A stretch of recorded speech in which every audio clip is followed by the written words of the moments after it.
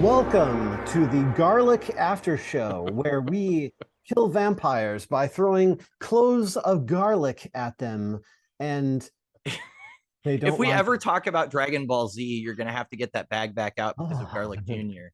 So They're so great. that's a whole bag of Oh. Garlic Juniors. You don't want to Yeah, do that. exactly. So yes, welcome to the after show for We Like Comics Because They Have No Bones, where we are going to talk about Blade, and we're going to talk about the Blade movies starring Wesley Snipes. Yes. Blade.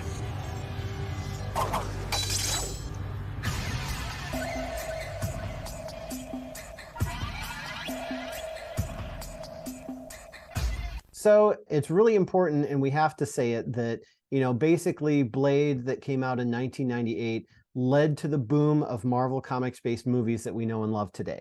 Despite the fact that it only came out a year after Batman and Robin in 1997, which really almost killed the genre entirely.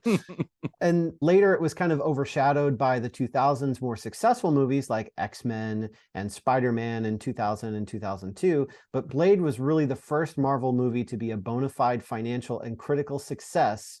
Although technically Men in Black came out first in 1997, but it was more of a property bought by Marvel than made by Marvel. So you could kind of argue which one was the most influential.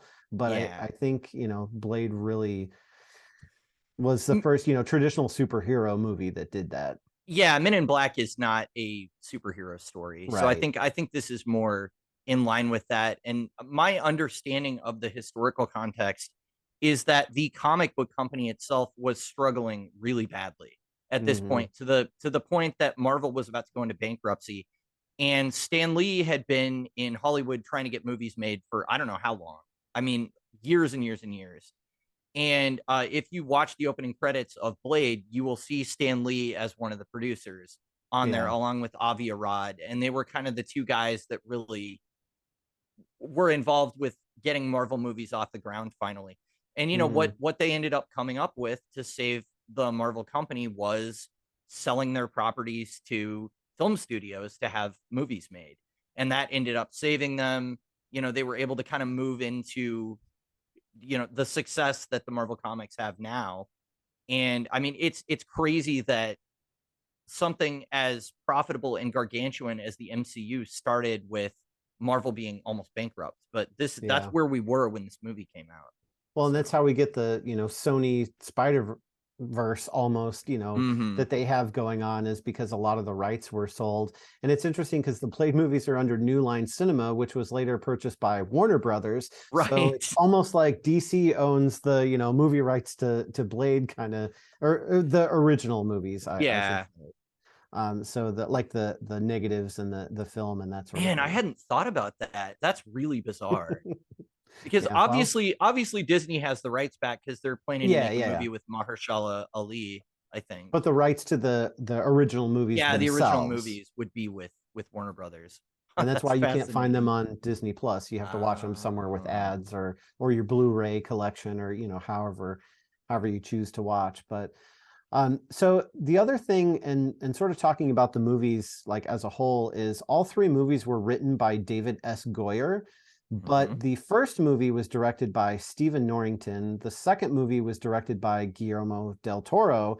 And the last movie was David S. Goyer's directorial debut. And we'll talk more about that when we get there. But that's just something to kind of keep in mind, is there was a sort of a lack of cohesion and consistency between the movies because the direction was so different. But we did have the same writer. So that's something to Mhm. keep in mind as Mhm. well.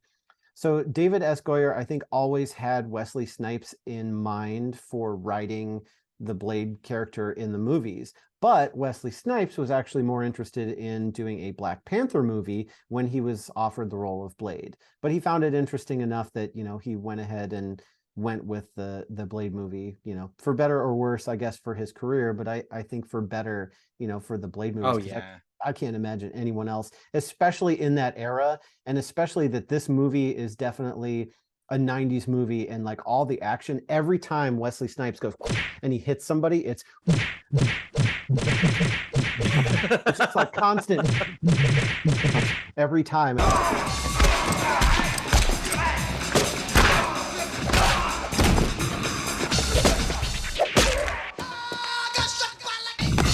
it's almost comical how It much of is. that sound effect there is. It is, but I rewatched the original Blade last night, and I have to say I loved it because it Yeah. transported me back to that time of seeing it for the first time and being so blown away, especially by that opening scene where the woman is bringing the guy into the meatpacking plant, and he thinks he's going to a rave, and he realizes once the sprinklers open up and all the animal blood comes out that, Yeah. oh, this is a vampire rave and I'm the only human here. And so Not that good. right away is just like bam, like you're in the movie. You're in it at that point. Yeah. I actually did a little bit of digging into Stephen Norrington after I Okay. watched the movie because I was like, this is an awesome movie. He did a great job with it. Unfortunately, he only directed 4 feature films, and the last one was League of Extraordinary Gentlemen, Hmm. which apparently he was so difficult to work with that he and Sean Connery almost got into a fist fight during that. Wow. And apparently it was the same way with this movie. So I don't think that shows on screen, but that's why you don't see more Blade movies directed by Stephen Norrington, I guess. Interesting. But going back to Wesley Snipes, we actually have some quotes here from like the producer Peter Frankfurt. He's like, Wesley is Blade. So much of the character was invented by Wesley. His instincts are spot on. He takes his fighting, his weapons, his attitude very seriously. He's incredibly focused, but he's also very cool and fun. So again, this is, the first movie, not the third movie. We'll talk about the third movie and Wesley Snipes later.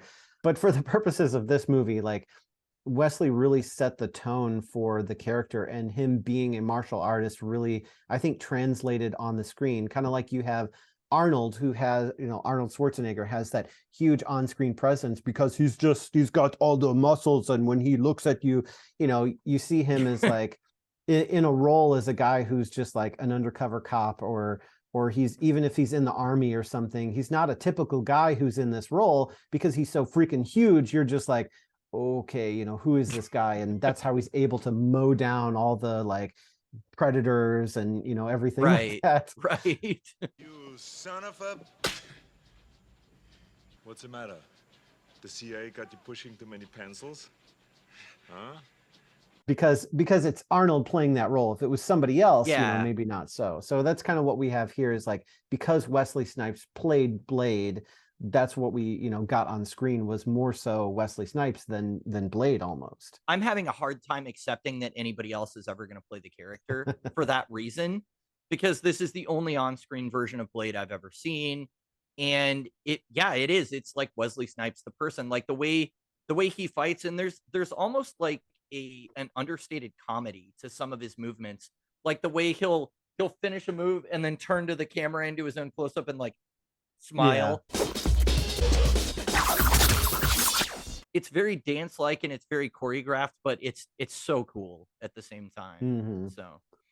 So Guillermo del Toro says, who is the director of the second movie, and obviously many other movies, said this about Wesley Snipes, that Wesley knows Blade better than David Goyer, better than me, better than anyone else involved in the franchise. He instinctively knows what the character would and wouldn't do, and every time he twists something around, something better would come out. So that's, very high praise there. wow. And then Ryan Reynolds, of course, again, we'll talk about Blade Trinity later, but he did have a quote about Wesley that said, I never met Wesley Snipes on this film, not for a second. I only met Blade. And so that's a very Ryan Reynolds thing to say, but also, gives credit to Wesley Snipes for like, he was the character, definitely. And it shows in the movies. So the character of Whistler, from the comic that we read, obviously Whistler was not, in the comic. He's actually not even a part of the comic's lore. He was created for this movie, or this movie series, the trilogy, but he was actually created and had a cameo in Spider-Man the Animated Series from 1994, where Blade is there. Blade and I are vampire hunters. Nosferatu? Isn't that the name of a German rock band? No. It's an ancient term for vampire. In my youth, I was trained to fight them, and now I pass those traditions on to Blade. So Marvel liked this character and chose to use him instead of in the comics, where Blade was actually trained by a jazz musician, basically. So it was very different, and I'm not entirely sure what the reason was, other than, execs just liked this character and decided to go that direction. But Jamal Afari, I believe it was a trumpet player who was attacked by a group of vampires. And so Blade intervened, and the two of them together, Blade and the jazz musician, killed the gang of bloodsuckers with the help of Afari's silver-headed walking cane. So there maybe have been some inspiration there, but Whistler is very, very different than, you know, his comic counterpart, I guess you would say. We really don't learn much about him in the first couple movies either, do we? It's really not until the third that we get into. Yeah, we get just a little bit, like Whistler kind of explained just very briefly, like he used to have a family and they got killed by vampires, and that's why he's doing what he's doing now. And then that's kind of, you know, the end of his backstory. And so they elaborate just a small amount on that to say that he had Jessica Biel and she survived. I mean, he had a daughter named Abigail who barely survived, and that was it. But yeah, we really don't learn a whole lot about him. But in the comics, Jamal is actually responsible for giving him the name Blade for his proficiency with knives and daggers. And then in the story that we read, it was actually, there was a group of guys that Blade met up with that taught him how to fight and those sorts of things. And so he does like some sort of spinning move with dueling weapons. And the guy's like, I really like how you wield those blades. And so that's how he got his name in this. But I was like, well, then shouldn't his name be Blades? Hey, Blades. What's up, Blades? Hey, look, it's Blades. It's the vampire hunter Blades. But it's not plural Blades, even though it was in that comic panel, which is good. That sounds really weird. We didn't even talk about that in the story review, but those characters were 100% just like thrown into the story at the last second. Well, and to give him motivation, because Dracula comes in and he just wipes the floor with them. Oh, which I thought was kind of cool, because it's like, yeah, Dracula is super old and he's been fighting a long time. So he's really good at fighting, and he you know, mops the floor with them. So there was a little bit of a sort of rights issue, because Marv Wolfman was credited with, you know, the creation of the Blade character, but he really only got like a named credit of, you know, based on the character by. And I think this was a point in, you know, the movie history where we really didn't have that whole lot, where we didn't have like, well, this is based on the comics that was originally written by so-and-so, whereas nowadays like every movie has that, you know, inserted in there somewhere. But they weren't like Wolfman and I think it was Colin Gene Colan Colan were not involved with the movie. And so Marv Wolfman actually ended up suing Marvel, claiming that he never signed a work for hire contract, meaning that technically the character belonged to him and not Marvel. And so this was a decade-long legal battle, with the judge actually ruling in the favor of Marvel in 2006. But and they got around this by like legal experts saying that basically the cinematic portrayal of Blade's character was incomparable to the comic book origins, so he doesn't deserve any of the royalties from the movies because it's really just so different. They altered, you know, a lot of his aspects to his character. Which I mean, I think that's true. But I also think that's something that's done in Hollywood a lot, where you get somebody that is not like a big name that submits like a screenplay to a studio, and then the like staff writer or the guy that's already there that already has money takes it and they alter it enough that it's like not quite recognizable as that other person's work. And then they're like, well, it's my script. So that's why you'll have like those credits where it says like screenplay by so-and-so, story by this other name. But I think the person that does the final treatment gets more money. So I think there's a lot of that, you know. Yeah, that's the unfortunate part. And okay, I'm not a legal expert, but that sounds a little not great. But I wonder if that would have gone better for him had he done it, you know, in the modern era. But it's just different now. So there is a line in this movie about mother effers, and I'm gonna, you know, not say that because this is a clean show. Is a guy who would ice skate uphill. Some motherfuckers are always trying to ice skate uphill. And that is such a weird saying. And I'm like, who says stuff about ice skating uphill? Well, apparently this was actually Wesley Snipes who described the character of Deacon Frost as the kind of guy who would ice skate uphill, which led to the line of dialogue in this movie. So that was not a David Goyer thing, but it's still weird. That's dude, that's so awesome though. That so encapsulates like it just feels so comic booky. Like it feels like a comic book Yeah. line, you know, that like oh, I'm gonna defeat the big villain and kick all this stuff into his neck and blow him up, and but before I do, I've got to get my witty one-liner in, and that is a very memorable one. So Yeah. I think like the really great things about this movie, and again, we can talk about, you know, a oh lot of sure. this in with the other movies, but out of the three movies, this is definitely my favorite, and it's because it really combines the best things of Blade 2 and Blade Trinity into one. Like we have humor that's sort of more on point, and we have the action, and we have everything that's going on like more so balanced. Whereas like Blade 2, we focused more on the drama and the action and all the scenes of stuff happening. And then the third one, we had way too much humor. And Right. whereas this one felt like more of a balance. Yes, it's an older movie and it suffered from, you know, a few things that movies were doing at the time in the 90s, and the crazy sound effects and you know, bad CG and all of those things. But I think ultimately what we got was a really, you know, a movie that was ahead of its time, Oh really. yeah. Yeah, I think people need to understand that Blade came out before The Matrix. There is Yes. even a scene where they do a little bit of bullet time, just real quick, in this movie with Deacon Frost dodging some bullets. But the level that the martial arts are at is beyond anything I had seen before this movie came out. Hmm. And I feel like The Matrix really just built upon the foundation that was already like things were already kind of moving the direction that The Matrix was going to go. It just kind of extrapolated it all out to, you know, as big as we could get with it. But I think without Blade, you don't have some of the fight choreography and, you know, intense scenes that they did in The Matrix. I mean, I think this is really it's an often not talked about stepping stone in the evolution of like action cinema. Basically, I think people go straight from, you know, whatever 90s action movies were doing beforehand, I don't know, like James Bond stuff, into like, and then The Matrix happened and that changed everything. But I think it's more of like a gradual, like we're moving into this sort of heightened martial arts, you know, highly Hmm. choreographed fighting. And even the Ninja Turtles movies were kind of starting to push that Yeah. direction, you know. So I Well, don't know. I think it's really cool just as a piece of history in that yeah. aspect too.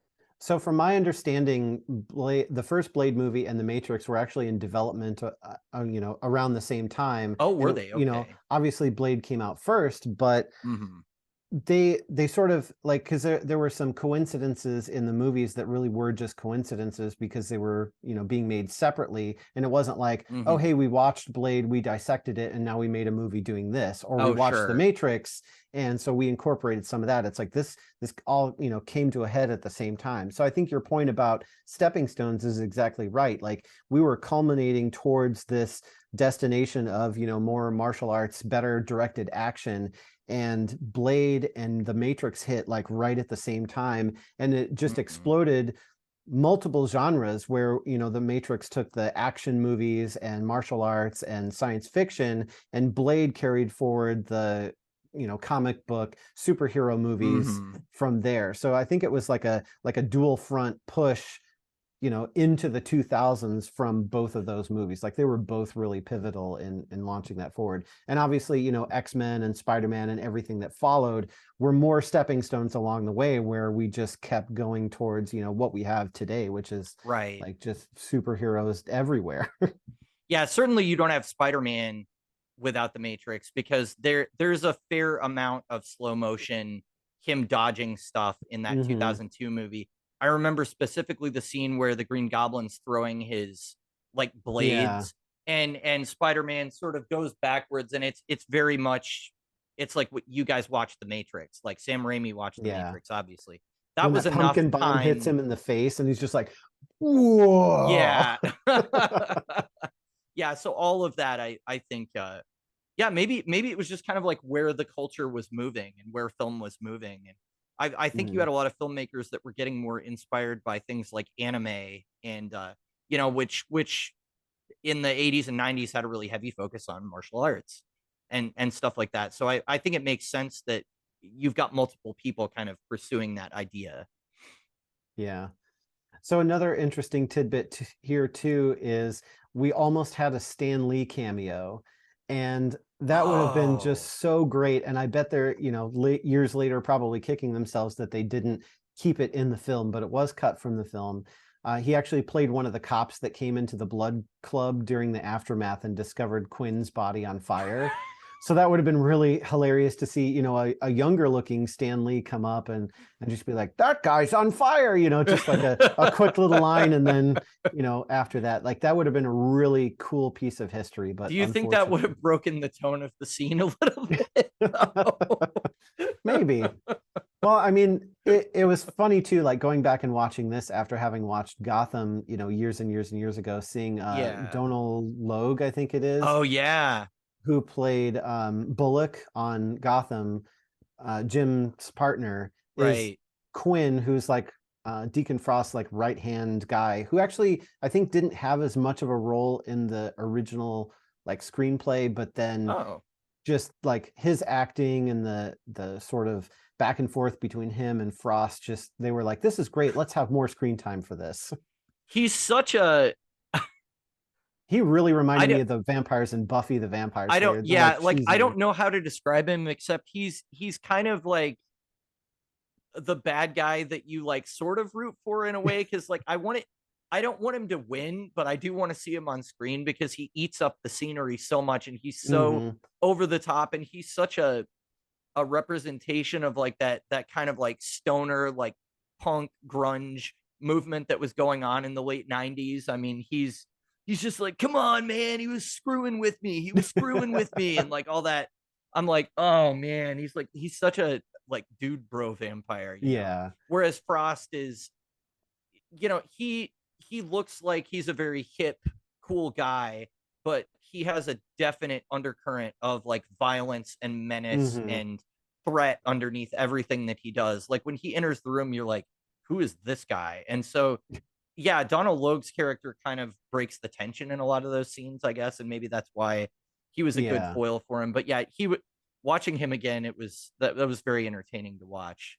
Well, and it was a good balance of humor. Like he injected enough of it to sort of play off the scene, but it wasn't too much that it like just completely, you know, wrecked the scene or just like made it too goofy humor everywhere. So it was a very nice balance, like I said before. And then Deacon Frost, so he actually, I guess, was like a church deacon, like a white-haired old guy in the comics, but they made him more of like a contemporary, you know, younger guy who's trying to buck the vampire system that's been in place for years. So that was more of like a movie choice, that he was that type of character. And I think it worked, you know, a lot better than having like a church deacon in the story, because that would have felt forced. Yeah, because he's the, you know, young guy who goes to the group of elders and he's like, we have existed, you know, vampires have existed for centuries like this, and who are you to say that, you know, we should change our ways? And he's just like smoking a cigarette like, you guys suck and I'm going to kill you all by the end of the movie, so I don't really care what you have to say. Yeah, one of them looked like the Merovingian to me, and he wasn't one that had speaking lines, I don't think. But they cut to him a couple times in the group shot, and I was like, is that the same guy that was in the Matrix Reloaded? So I don't know. I would have to go look it up, but it was just something that kind of jumped out to me when I was watching it. This is one of the few movies in the action genre that passes the feminist test. So there's basically a test online that you can look at, and it's like, is the female character only defined by the male character? Does she only talk to other female characters about being in a relationship? Does she have her own agency and her own like goals within the story? Does she contribute to the story beyond just being a pretty face? And this movie actually passes all of those qualifications, because Karen is not at all even remotely a love interest for Blade in this movie. She's somebody that's a hematologist, so she has a lot to contribute. So she's like actually looking for a cure, while and it's actually interesting because her perspective being a scientist is so different from Whistler and Blade, who are kind of muscle heads, who are like, we're going to kill everything. That's how we're going to deal with it. And she's like, well, she has the line where she's like, vampires, like, you aren't a species. You're a sexually transmitted disease, basically, or whatever. And that I was very impressed watching it now that like this came out in 1998, because it felt like it was feminist, but it felt like it was not beating you over the head with that stick and going, look at us, we're doing the thing. It was just like, she's just a character that exists in this world. She has her own motivations. She got caught up in Blade's struggle, and she doesn't exist just to prop up Blade. You know what I mean? So I don't know. I was kind of blown away by that, looking back at it. I like that she was very astute to pick up that Deacon Frost had a scar. And she's like, so you're a vampire with a scar. That means that you weren't naturally born a vampire. You were turned. So you're not, because like the whole time Deacon Frost is listening to these old guys tell him, you're not a pureblood and purebloods rule and you suck, but not in the good kind of vampire way that needs garlic, but in the like you're not a very good vampire version, I guess.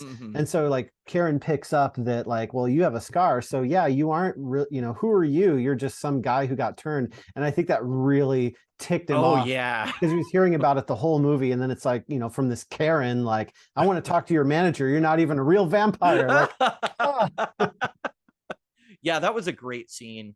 I thought she played really well off of Blade too, as well. And I like that she wasn't just like, she's not like crying. She's not like a damsel in distress or anything like that. She's just kind of like, all right, this is now my problem. Like, I've been bitten, so I'm going to have to find a way to deal with it. And she buckles down and does the science work to do that. And then she's like, I'm coming with you and I'm going to help you.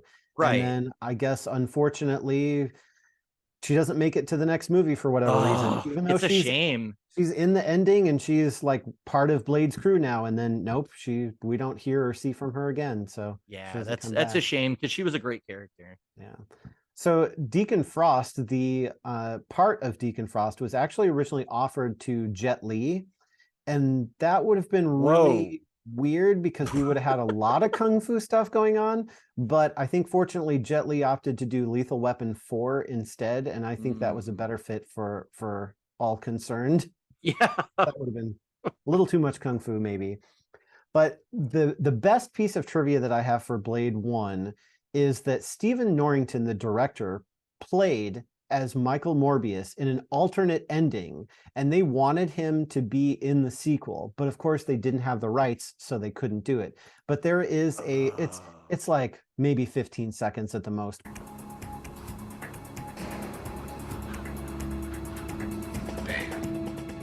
And that's supposed to be Michael Morbius. Wow. That would have been It was going to be Morbin time so much earlier. Turn of the century, Y2K, Morbin time. That's right. All right. Well, that I think is good for Blade 1. So let's talk about Blade 2 from 2002, directed by Guillermo del Toro, written by David S. Goyer. Blade 2.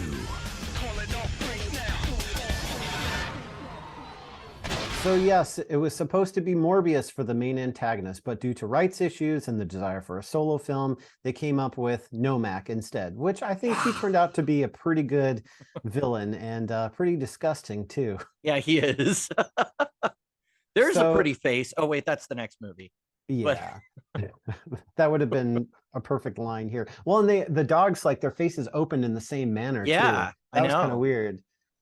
Interesting things about the stars in this movie. So Donnie Yen is actually a martial arts star, and he plays a member of the Blood Pack named Snowman, which he actually has, I think, the kanji for symbol for snow on his outfit. And I guess that's why they call him Snowman. I don't know. We don't really find out because he gets killed like kind of off screen. But he actually plays the blind martial artist on the Rogue One movie. He's the guy that's like, I'm one with the Force and the Force is with me. I'm one with the Force is with me. That's Donnie Yen. Also known as the most awesome guy in that movie. Yeah. So we have the least awesome guy in the movie, Scud. What's your name? Skid? Crapbird? Tell me something, Skid. No, man, it's Scud. Scud like stud, Scud. Whatever. I'm not going to say that because this is a clean show, but yes.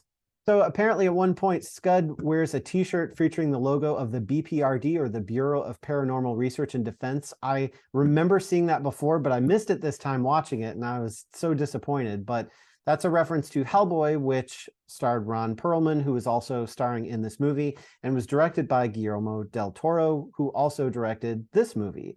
And then we also have Carl Roden, who played Carol Coonan. You're human. Barely. I'm a lawyer. He also plays Grigory Rasputin in Hellboy.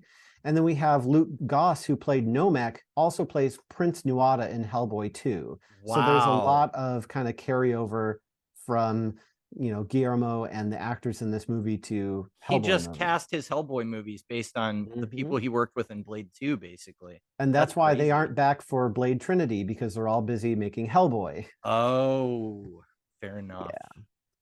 So also we had Wesley Snipes, who was starring in 3 other films aside from Blade 2 at the same time. So the crew had to get creative and shoot another actor who was not Wesley's stunt double for scenes where it was not necessarily necessary to see Wesley's face. So this is kind of funny. Well, not funny, maybe haha, but funny irony, funny that, you know, the crew had to get creative with, you know, filming Wesley, because in the 3rd movie, which we'll talk about a little bit later, there are a lot of reasons why Wesley Snipes was not on set for a lot of his scenes, and they had to get creative to put Blade in the movie. So they, you know, funny irony that they had to start doing it in Blade 2, because that would carry over to Blade 3. Oh, man. And then a really interesting tidbit about actors is that Michael Jackson was originally going to have a cameo in the House of Pain sequence as a vampire pimp that Nyssa encounters as she searches the upstairs hall. What? But Michael Jackson had to drop out due to scheduling conflicts. Oh, darn, because that would have been really weird. And I'm glad that that did not happen. I feel like in the early 2000s, it's not as cool to have a Michael Jackson cameo than it would have been in like the 80s or the 90s. I don't know. I feel like even when this released, that was maybe a little too late to be doing that. Yeah. A really interesting thing that I completely missed is apparently during the fight with Nomek in the church part of the House of Pain, the stained glass window is a replica of the Eye of Agamotto. What? From Doctor Strange, because Guillermo del Toro was a fan and expressed interest a few years later in developing a Doctor Strange movie with writer Neil Gaiman, but the project was rejected by Marvel at the time. That I can't even imagine what that would have been like. It probably would have been awesome. It would have been very different from what we got. Very different and crazy. Yeah. There's a line where Reinhardt asks Blade if he can blush. That's actually based on a real incident that Wesley Snipes experienced. He requested this to be inserted into the movie to add to the antagonism between the characters. Wow, that's crazy to know that that really happened, because watching that scene, I always kind of cringe and I go, ooh, that we don't say that. Like, yeah, you know, but I guess it was real. That's crazy. That's why it was, in the movie, because it was something real. Speaking of cringe, the original script contains a sex scene between Blade and Nyssa. Yeah, there's a special feature where Wesley Snipes is like, we wanted to call it Blade 2, Blade Gets Laid, or something like that. And I'm just like, oh my gosh. So I could not figure out why. So in the first movie, okay, Karen reminds him of his mother, sort of like a damsel in distress at the beginning, not, the rest of the movie, but at the beginning. And so he sort of like takes pity on her and saves her from certain death or turning into a vampire and rescues her.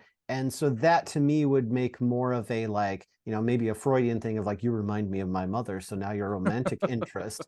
But there would have been more substance there, I feel, than with Nyssa, because she's a vampire. Blade hates vampires. Why does he have a soft spot for her? I don't know. At what point during the movie does she do something that Blade's like, she ain't half bad? She got fangs, but they're both just attractive, and that's really all that's there. That's what it seemed like. And Blade is really so two-dimensional that like he's gonna fall for a vampire chick because it's she's that vampire. That aspect Come of it on. feels forced, and that makes the ending where, you know, he like walks outside and like the sun comes up and she dies or whatever. Yeah. That kind of falls flat a little bit too, because it's just like, well, why were you so invested in her, really? You know, Hmm. she kind of represents the thing that he hates the most. And I mean, Yeah. he shows in the first movie that he is so cold and so determined to kill vampires that he murders his own mother, you know, Yes, at like towards the exactly. end of the film. So he has no problem taking out anybody, even if they meant something to him personally at one point. So yeah, it does feel like a leap for his character to have that Hmm. caring If they thing. had that sex scene in there, I don't know what it would have done at the time, but rewatching it now, I would have just been like, this, wow, this really tarnishes my memory of Blade 2. Like that would have been, would Well, not and like the movie as where much. do you put it in too? I mean, I don't even know where that would That fit is in the not an movie. appropriate question. This is a clean show. Oh, you mean in the movie? Okay. Sorry, I Where thought does it? we're gonna Yeah, have I to have don't a even know talk about where the that. birds and the bees. I don't even know where that. I don't even know where that fits editorially. You know, in the Ah, okay. narrative, Gotcha. it doesn't make sense. The most is there nothing quite as Del Toro though as them running through a sewer where they're like knee deep in yucky water hunting down monsters. I mean, that whole sequence in that movie, I was just like, he did this in Hellboy. He does it in the horror Hmm. movie Mimic.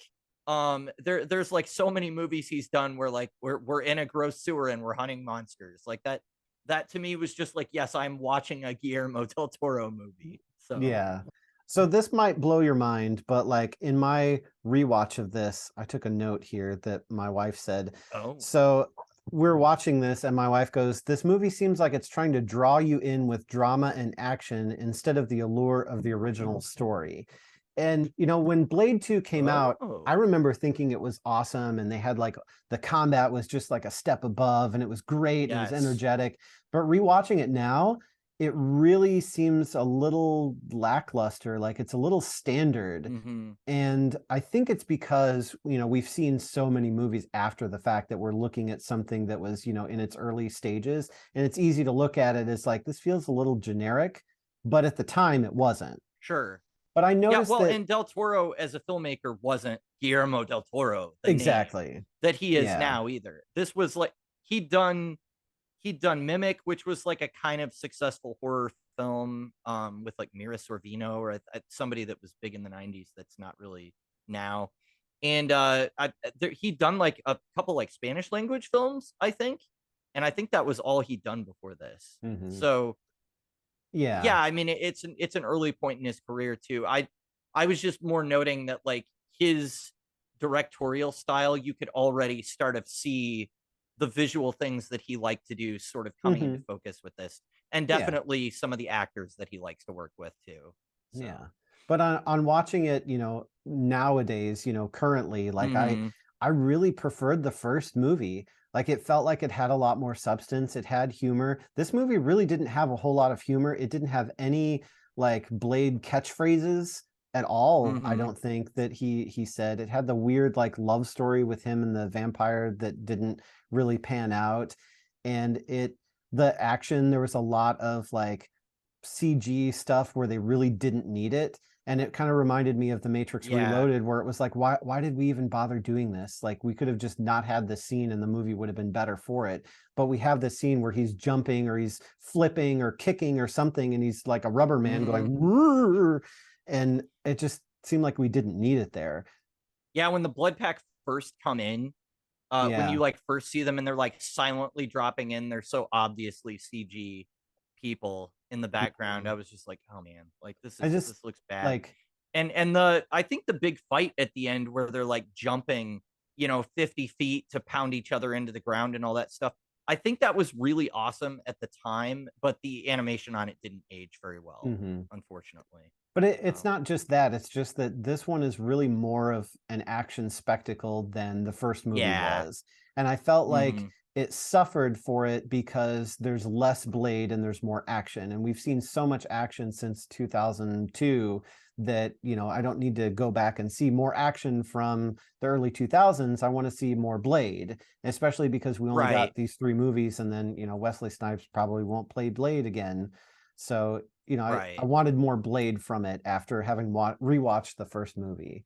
So the second one didn't Yeah, live up that's to the original of how I felt about it when it came out. I think that's a fair criticism of it. I definitely felt, I don't want to say bored by it at times, but there were stretches of it where I was like, all right, let's just get to the next Mm-hmm. thing. Because it was either like you're watching an action set piece or there's some expository dialogue, and that's kind of what you're Yeah. doing. And it wasn't doing anything to move the character along, and it wasn't really it was kind of building the vampire lore out a little bit, but not really in a way that affected Blade personally too much. So, Mhm. Well, and yeah. the whole thing too of like, okay, so the enemy of my enemy is my friend, because Nomak actually says that at one Mhm. point. But basically, Blade's motivation in this is I have to team up with the vampires because there's something worse out there that's going to kill all the humans. Right. Although, are they? Because the Reapers seem interested in vampires, not in humans. Do they kill any humans, or do they just Right. kill everything? So, but Blade doesn't take a chance to find out. He's not like, hey, Nomak, so since we're one-on-one, I have a question to ask you. So, are you guys just, you know, after vampire blood and you don't really care for the taste of human blood? Because if that's the case, I'm done with this blood pack and I'm leaving. Right. I'm But gonna he leave you doesn't, alone. he doesn't try to figure out anything, or he doesn't try to ascertain, you know, what they're doing or what their motivation is. He basically is just along for the ride with the vampires because he wants to stick close, because he tells Whistler at one point, like, you know, keep your friends close and your enemies closer. But then it's like, is he talking about Mhm. Whistler? Because suddenly he doesn't trust Whistler anymore. And, you know, there's just a lot of things that sort of clashed in this movie that I was kind of confused. Is like, I feel like Blade would have made some different decisions with some of what went on in the Yeah. movie. But it went the way it did because that's what the story needed it to do. Blade had to team up with the Yeah. vampires. He had to fight these Reapers. They were, you know, like zombies, just kind of everywhere, like in the subway or sewer tunnels. They're just like everywhere. And then he activates that bomb that like destroys all of them at the Right. same time with the UV. So it really felt like really Resident Evil to me at that point. Yes, that's interesting. It reminded me of that too, particularly like the first couple Resident Evil movies, which I Mm-hmm. guess would have been around this time, but it definitely felt similar in tone to those. So, Yeah. which obviously totally different directors, but they're kind of adjacent to this movie in that they were around the same time in their like horror action movies. Mm-hmm. So, yeah, I So don't know. whatever complaints I had about Blade 2, I have even more complaints about Blade Trinity.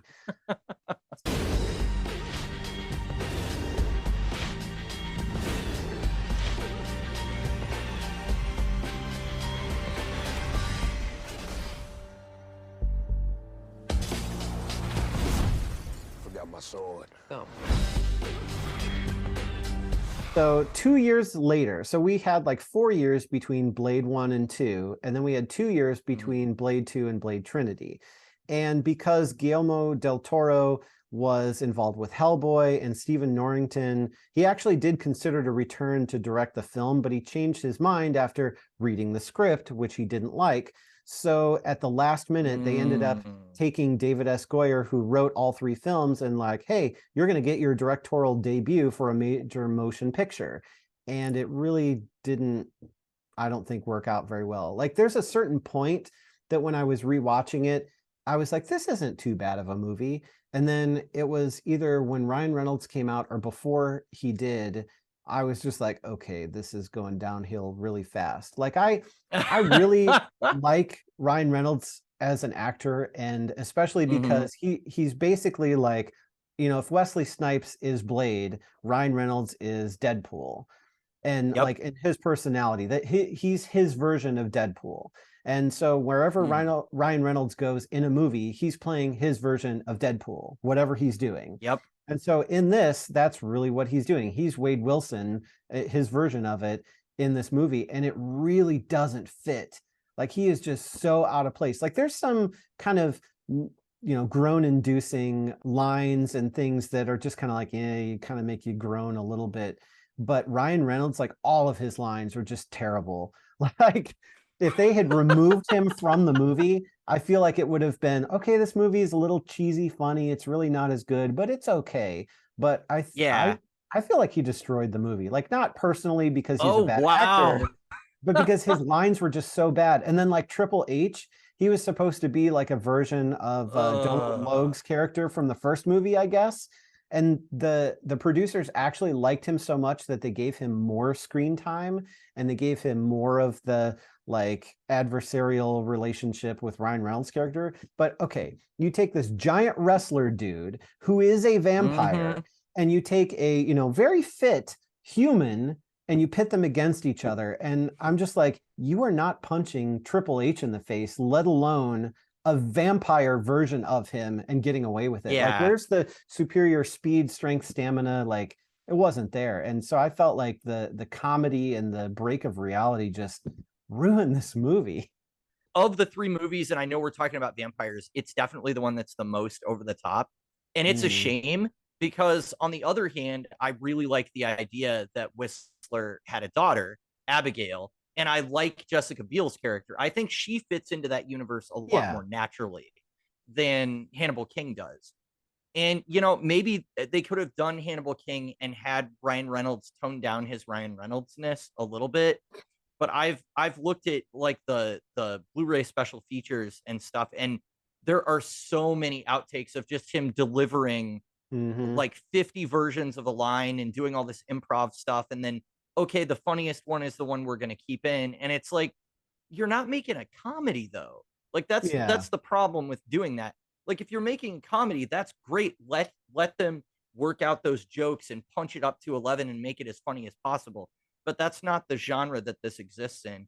And there's a big like tonal difference between Ryan Reynolds' antics and then some of the actual events of the movie, like Whistler getting finally killed for real, having this whole team that was working with Hannibal and Whistler, like they all get massacred, like including like a handicapped woman, I think, and like a little girl, like they all get massacred, and there's all this horrible stuff. But then they cut to Ryan Reynolds making jokes, and it's just like, I don't know. It feels like, what was the tone that you were going for with this movie? Because it's so inconsistent. It's all over the place. And I think that's what bothered me the most about it. Like I could have dealt with his jokes. We just needed less of it. So like, yeah, the original Blade really gets that balance right. Where like, there's definitely comedy, but it's more understated. It's more like Snipes will do a certain kind of a look at the camera, or just his movement, the way that it is it almost has like a slapsticky character to how he like when he's roughing up the familiar guy in the movie, like there's a lot of comedy in the way like he's pushing him around, like he takes his fingers and pushes him back into the all the stuff in the kitchen, and the guy kind of falls back, and it's a little bit cartoony, but it doesn't go so over the top as to be like, oh, I'm watching a comedy now. And I think that's what Blade Trinity does. That was just a mistake. And honestly, and I know you haven't talked about him yet, but Drake, or the version of Dracula that they did, he's just not intimidating.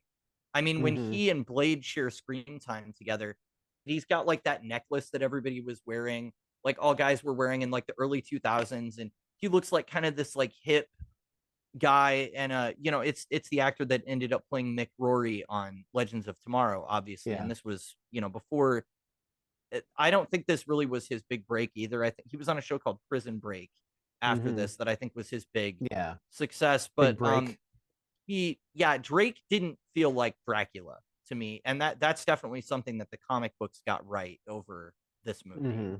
So. More like Dragon Man or something. Well, yeah, like, I mean, he doesn't do anything threatening, really. Well, he turns into that like devilish looking demon thing at the end of the movie. So he's wearing armor, and then to fight Blade mano a mano, he takes his armor off and shows off his chest, and then he transforms into a demon looking thing that has like bones and basically armor sticking out of it. So I'm like, right, so you're in human form wearing armor, you took off the armor to be in human form, and now you have armor again. I'm like, why didn't you just start with the demon armor from the beginning? Oh, because he wanted to test himself against Blade because he was a worthy adversary. I'm like, maybe give us some flashbacks of these guys in like samurai times and, you know, honor and all of this stuff, and give us some more meat to it.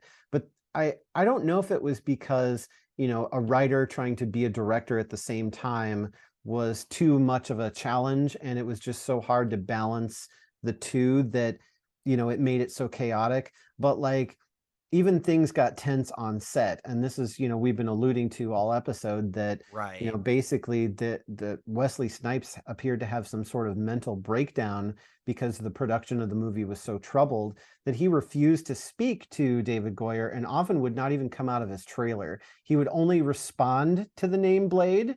And if he communicated with anyone, it was via Post-it notes.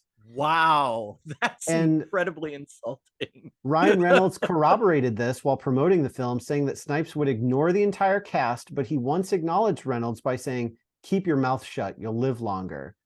Oh my gosh. So David Goyer describes making this film as the most personally and professionally difficult and painful thing I've ever been through.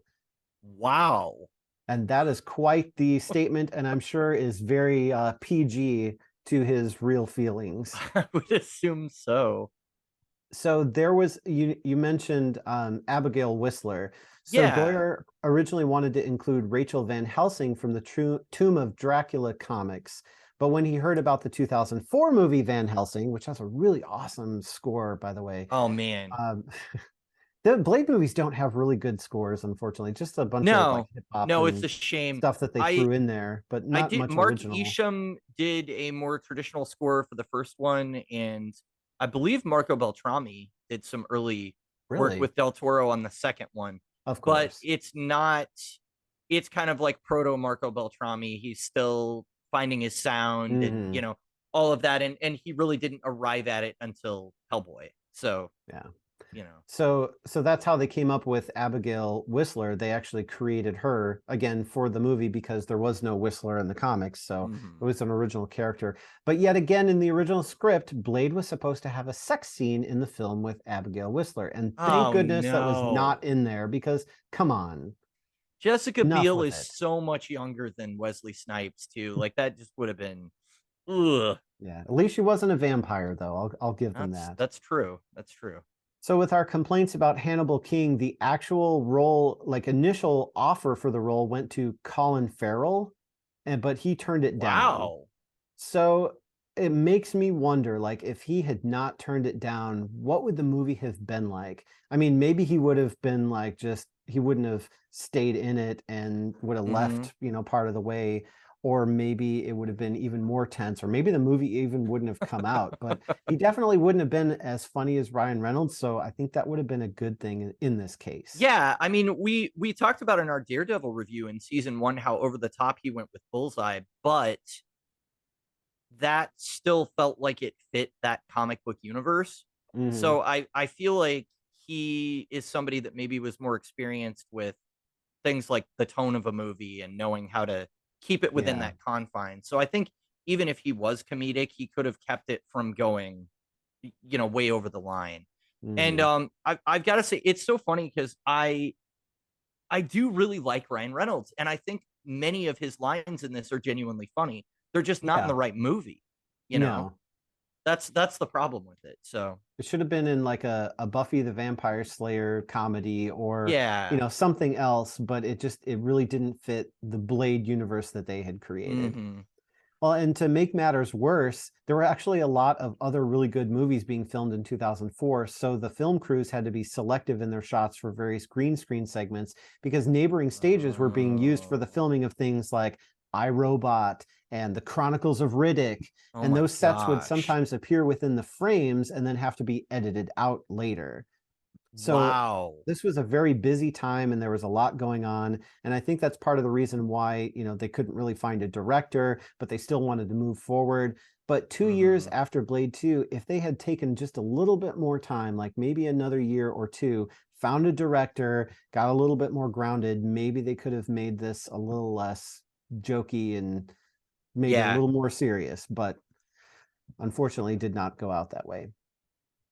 So there were some positive things or funny things or enjoyable things. So Hannibal King at one point shows a comic book to Blade to highlight that Dracula is back. And the issue he shows is Tomb of Dracula number 55. Take a look at this.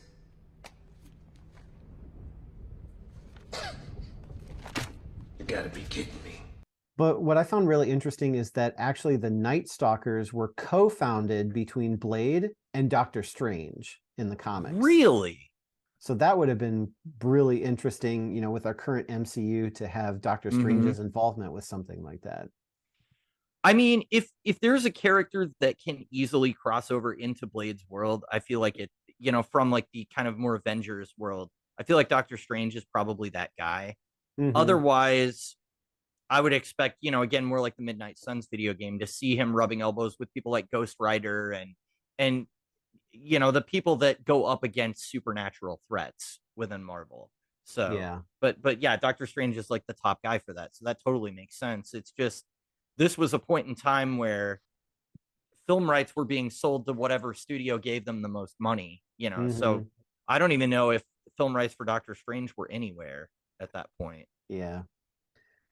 So the Night Stalkers, they use an old barge as their lair. That was actually originally a floating McDonald's restaurant built for Expo 86 that was held in Vancouver that they turned into their lair.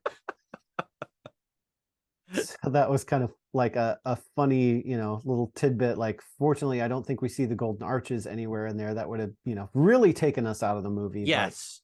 But it's always fun when they use, like, you know, certain locations or sets that used to be something and they make it into, you know, something different for a movie.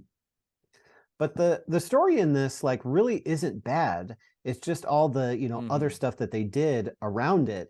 So actually, in the first movie, when Karen and Deacon Frost are talking about the cure for vampirism, they actually had a scene where it ran a little bit longer, and they answered the question of how would the vampires feed if everybody was turned into a vampire? Because in the first movie, they have this, you know, thing that they go through, this ritual that's going to turn everyone into a vampire. And even my wife was like, well, if they do that, what are they going to feed on? Right. Neat, huh?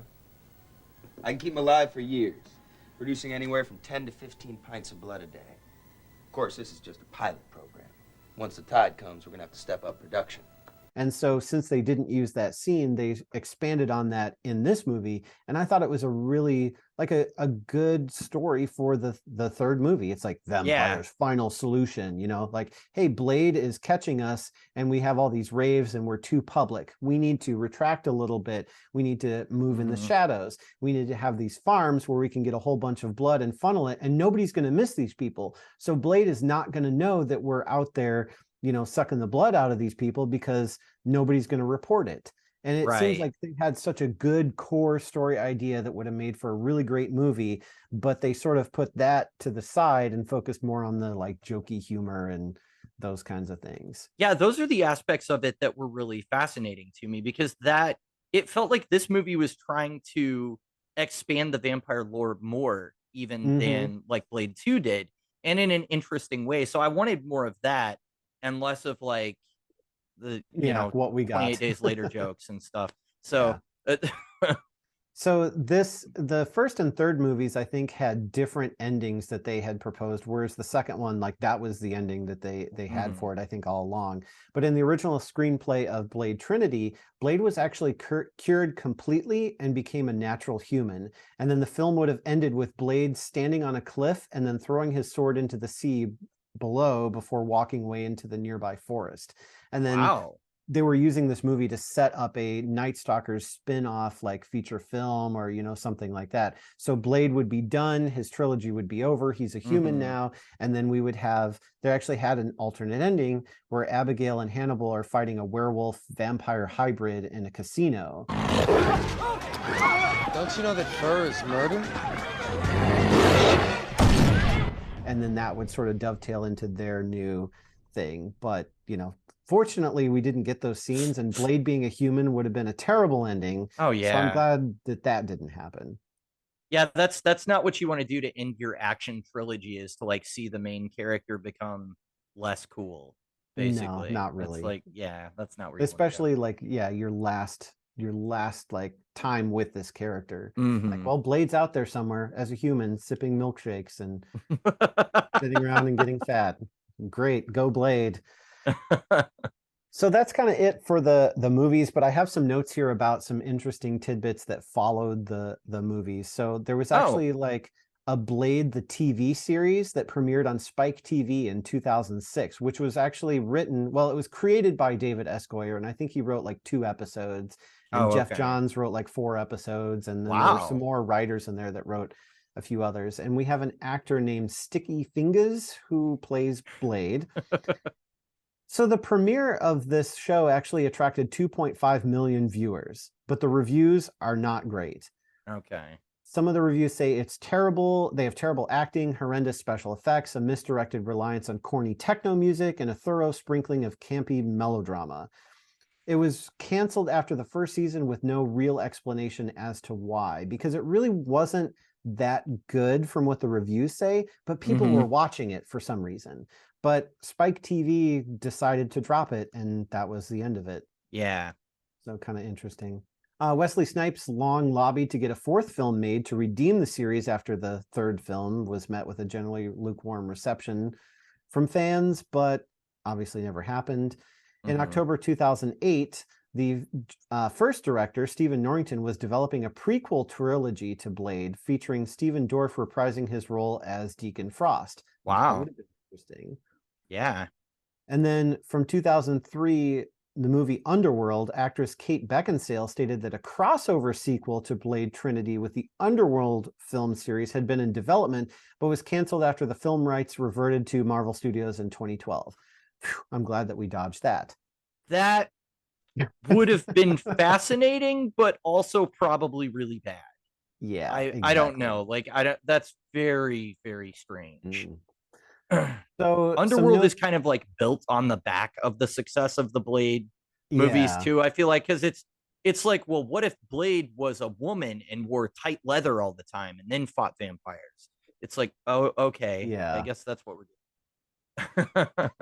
So some kind of, I guess, modern news and future things before we wrap up here. So there's a post-credits scene from the movie Eternals, which I did not see because I couldn't make it through that movie. I really didn't like it. But there's a post-credits scene where we have Dane Whitman, played by Kit Harington, starts to pick up the fabled Ebony Blade, which he wields in comics as a character called the Black Knight. And then you can hear Blade's voice off screen saying, "Sure you're ready for that, Mr. Whitman?" So we actually have a cameo from our new Blade very early in a post-credit scene from Eternals, voice only. Wow. We also have Wesley Snipes listed as voicing an undisclosed character in the upcoming animated series Marvel's Moon Girl and Devil Dinosaur. Could it be Blade? He probably won't be dropping any F-bombs in that one. No. And then lastly, Wesley Snipes announced some sort of Blade Killer or Blade on Steroids project that he's working on, set in the world of shapeshifters and a little bit of time travel. But the action, Snipes said, is going to be, well, we did white belt action in Blade. Now we're going to do black belt action. So he's going to do some sort of Blade type movie that's going to have way better action than the Blade movies ever did. So we'll see if that sees the light of day. I don't know. Yeah. I think my big takeaway from this, honestly, and just revisiting this franchise, is that I do have so much love for it. And oh yeah, I'm glad that I went back and rewatched them. Even the rough parts of Blade Trinity, I can look back on some of them with nostalgia goggles and pick out some good elements that I liked. Like, I liked Whistler's daughter. I liked them, talking about how they were going to be harvesting humans and just keeping them on tap, basically. And all of that information was good. And I don't know. I think if you haven't seen the trilogy, I think it is worth watching them all. Oh yeah. The first one is definitely, it's just so amazing. It's hard to beat. I mean, if we were giving a banana rating to these movies, I would say 5 out of 5 bananas for Blade. Oh, there's your 5 out of 5. The first one is basically a perfect depiction of that character as far as I'm concerned. So yeah. Even though we ragged on Blade Trinity a lot, I realized that a lot of my kind of like favorite comedic lines actually came from that movie. Like stuff that I was actually waiting to hear Blade say was in Blade Trinity. So I think they nailed a lot of really good humor in that movie along with the bad. And I really felt like it was missing from Blade 2. And if you look at them like holistically, they just are lacking some consistency between one and the other, because of different directors and different things happening between movies, and they lose a lot of continuity. And I felt like Whistler's acting in the third movie was really stale, and then they just killed him off and he was gone. Yeah. But at the end of the first movie, they made it look like he was dead, but then they retconned it in Blade 2 to say, well, actually he's still alive and now he's a vampire, and then we killed him off anyway. And it was just like we weren't sure what we wanted to do. If they had done this, more modernly, where they kind of planned out the trilogy, it would have been really awesome. But for what we got in the time period that we got it in 1998, this Blade movie that came out, I mean, it was a major success. It's excellent. So I'm glad it happened. All right, well, this has been another after show. Thank you so much for tuning in. Make sure you watch those Blade movies, and make sure you listen to our episodes multiple times. Give us lots of likes and subscribes, and tune in next time. Thanks, everybody, for watching. Thanks. Garlic bomb! Whoa, 3D.